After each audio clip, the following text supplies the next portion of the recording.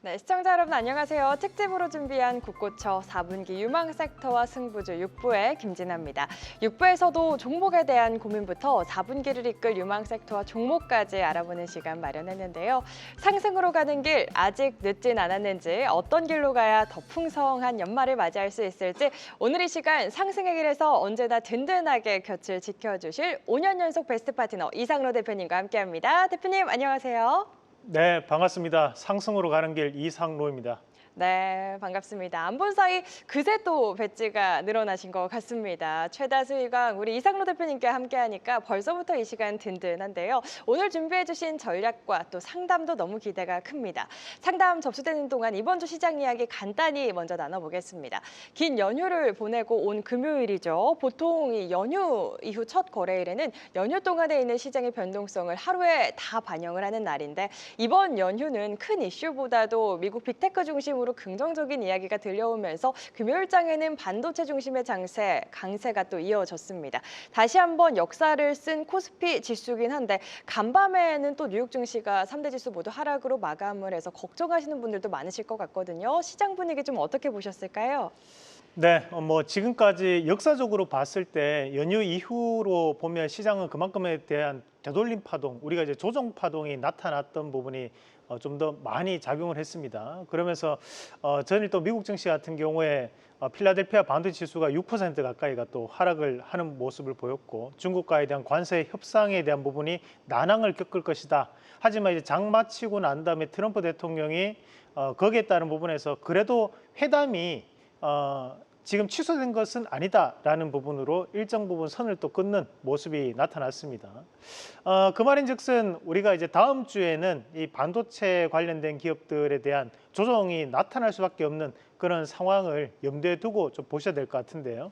다만 이제 현재 지수에 대한 부분을 보시면 최근까지 상승을 하면서 앞에 있는 갭들을 눈여겨 좀 보셔야 되는 자리들입니다. 그래서 우리가 흔히 이런 갭들을 상승 갭이라고 얘기를 하고, 그럼 이런 갭들을 이제 메꾸는 움직임 자체는 어쩔 수 없이 나올 수밖에 없다라는 부분. 다만 이제 우리 이 방송을 보시는 시청자분들이 과연 그러면 수익률이 가장 좋은 이상로는 다음 주에 매수를 할 것인가, 매도를 할 것인가, 그렇게 여쭤본다면 저는 매수에 대한 의견을 좀 드리고 싶습니다. 결국 현재 삼성전자라든지 SK하이닉스에 대한 흐름 자체가 여전히 추세적 상승을 나타내고 있는 과정들이기 때문에, 만약에 월요일장에서 깊은 조정이 나타난다면 좀 더 적극적인 매수로 좀 돌입을 하시면서 가격을 낮게 잡을 수 있는 기회로 한번 삼아보시면 어떨까.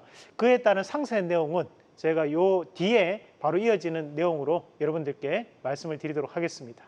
네, 좋습니다. 여전히 반도체 중심의 장세 이어지고 있는 시장인데요. 다음 주 반도체 조정이 나온다면 기회로 봐도 좋을 시점이다 이야기를 해주셨습니다.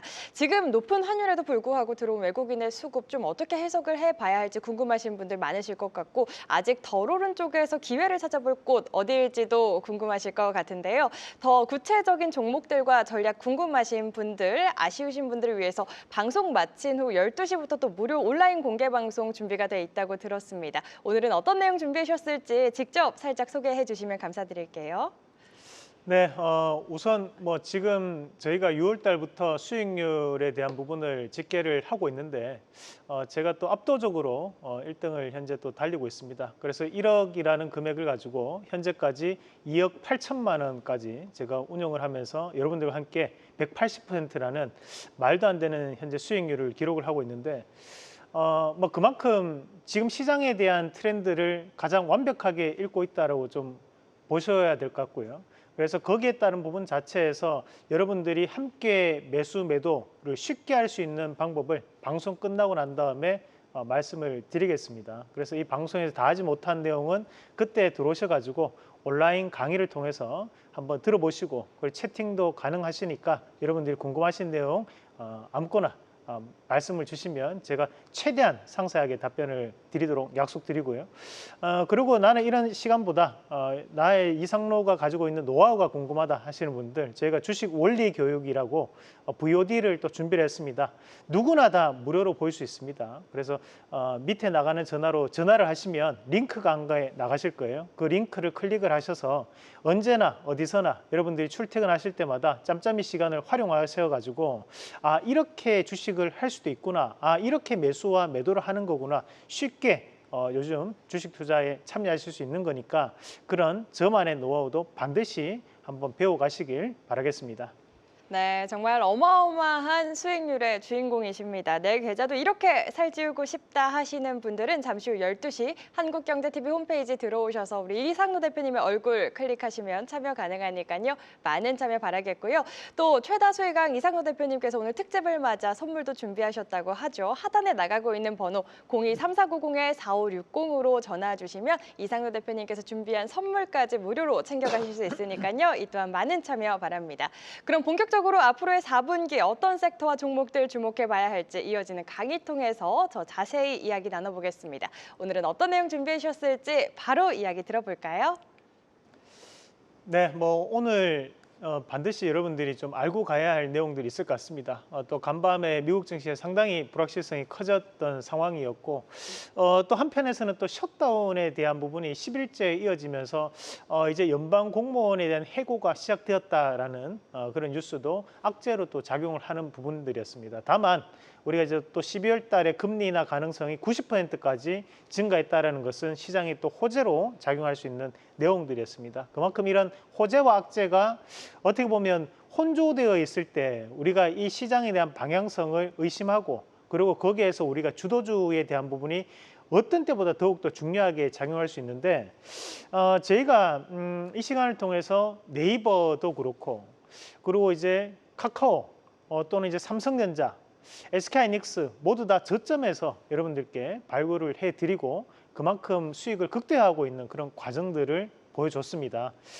여기에서 또 궁금하신 분들 많으실 것 같아요. 이제 이렇게 수익 나 있는 삼성전자를 이익 실현을 해야 되느냐 아니면 좀 더 내가 들고 가봐야 되느냐 그런 고민들 많이 하실 것 같은데요. 그리고 또 신규로 한번 접근해 보고자 하시는 분들도 고민을 많이 하실 것 같습니다. 그래서 제가 언론에는 많이 나오지 않는 이 삼성전자에 대한 새로운 성장성, 이재용 회장이 꿈꾸는 미래에 대해서 여러분들께 말씀을 드리고자 준비를 해봤고, 그리고 이제 피지컬 AI라는 단어, 우리가 지난주에 공부했던 내용이었다, 그죠? 그런 내용에 대해서 플러스 알파로 온 디바이스 AI에 대한 개념을 지금은 알고 가셔야 된다는 점. 그래서 이 두 가지에 대한 핵심 키워드를 가지고 여러분들께 짤막하게 집중적으로 말씀을 드리도록 하겠습니다.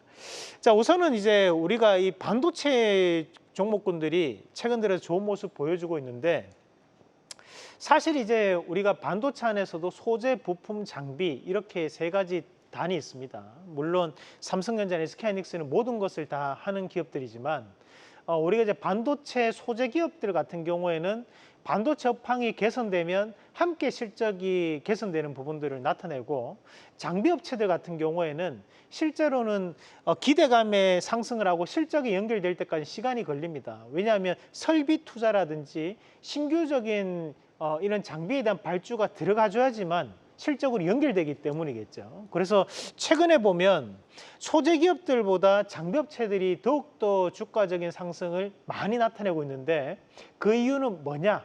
바로 이것 때문인데요. 우리가 이제 이 반도체에 대한 부분만을 떼놓고 봤을 때 2023년과 2024년도에 신규 투자는 어떻게 이루어졌느냐?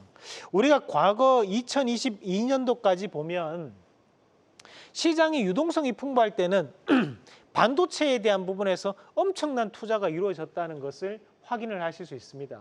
다만 이 설비 투자라는 것이 2023년도가 되니까 오히려 투자 자체가 마이너스가 되었고 2024년도가 되고 난 다음에도 투자는 크게 증가하지 않았다는 얘기예요. 자, 이 말을 우리가 바꿔서 얘기하면 지금 현재 반도체에 대한 수요를 담당하고 있는 것은 2020년과 2022년도 사이에 투자했던 것을 가지고 지금 현재는 가동을 시키고 있다라는 부분으로 해석을 할 수 있습니다. 그죠? 그런데 최근에 보면 오픈 AI에 대한 데이터 센터 이슈도 현재 나오고 있는 상황이고 거기에서 AI에 대한 부분 자체가 수요가 확대되면서 반도체에 대한 수요도 증가하고 있는 그런 시점이 감안해서 봤을 때 2025년도에는 그러면 투자를 할 것인가 안 할 것인가 2026년도까지 투자가 이어질 것인가 지금은 이어져야지만 앞으로에 대한 수요를 감당할 수 있다는 거죠. 그렇다 보니까 우리가 이런 신규 투자가 늘어날 수 있기 때문에 현재 장비업체들 또는 삼성전자나 SK하이닉스가 달려가고 있다고 보시면 돼요. 그러면 앞으로에 대한 전망을 보더라도 2025년도와 2026년도를 비교했을 때 2026년도는 이런 HBM이라든지 AI 반도체 시장이 더욱더 커질 것이냐 작아질 것이냐 커지겠죠. 그럼 이렇게 커지는 시장 안에서 삼성전자, SK하이닉스는 앞으로도 투자가 늘어날 가능성이 대단히 높기 때문에 이 반도체에 대한 업황은 단기적인 악재로 인해서 꺼질 수 있는 부분은 아니다라는 거예요.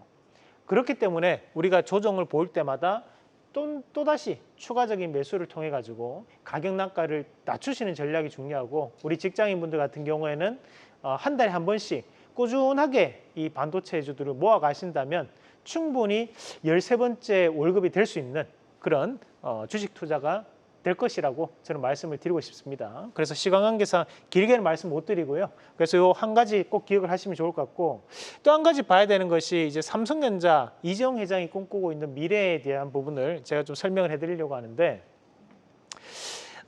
이 삼성전자 같은 경우에는 이제 이 파운드리 시장이 엄청나게 중요합니다. 왜 그러냐면 이 파운드리 시장에서 여기 위에 차지하고 있는 것이 바로 이 TSMC가 이 파운드리 시장을 생산하고 있는데요. 이 파운드리라는 것이 수탁 생산입니다. 한마디로 정해져 있는 설계도면대로 만들어주는 것을 우리가 이 파운드리라고 하는데 이 파운드리 시장에서 삼성은 여전히 점유율 자체가 8%에서 10% 사이에 머물러 있는 상황입니다.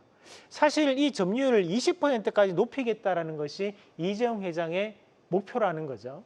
그렇지만 현재 시점에서는 아직도 지금 파운드리 시장에서 삼성전자는 점유율을 높이지 못하고 있는 상황이기 때문에 이 국내 장비업체들에 대한 재평가가 나타나고 있는 거예요. 이 파운드리 시장이 확대가 되기 위해서는 당연히 반도체 장비업체들에 대한 수주가 이어져야 되는 거고 그런 수주가 이어지면서 이 삼성전자에 대한 발주 물량도 더욱더 늘어날 수 있는 상황들이니까 지금은 삼성전자가 점유율을 이렇게 차지하고 있지만 앞으로는 좀 더 늘어날 수 있다는 관점으로 우리가 시장에 대한 미래적인 투자가 이루어져야 된다.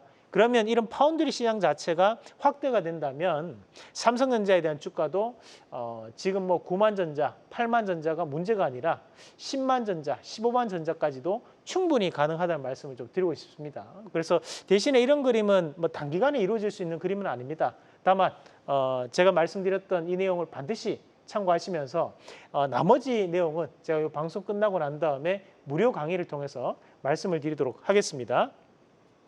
자, 그리고 이제 우리가 피지컬 AI와 휴머노이드 로봇 그리고 이제 온 디바이스 AI를 좀 공부를 하셔야 되는데 우리가 앞서서 이제 피지컬 AI와 휴머노이드 로봇에 대한 개념을 정리를 했습니다. 피지컬 AI라는 것은 결국 우리가 이 로봇을 이용한 또는 AI를 이용한 모든 동적인 기술을 우리가 피지컬 AI라고 하는 거거든요. 그래서 생산적인 기술 자체를 모두 다 피지컬 AI로 광범위하게 우리가 포함을 시킵니다. 그러면 이제 협동 로봇, 뭐 자율주행, 또는 이제 뭐 드론 여러 가지에 대한 이런 로봇으로 할 수 있는 AI로 할 수 있는 많은 동적인 기술들을 우리가 이제 피지컬 AI라고 한다라고 규정을 해놓으시면 되고요.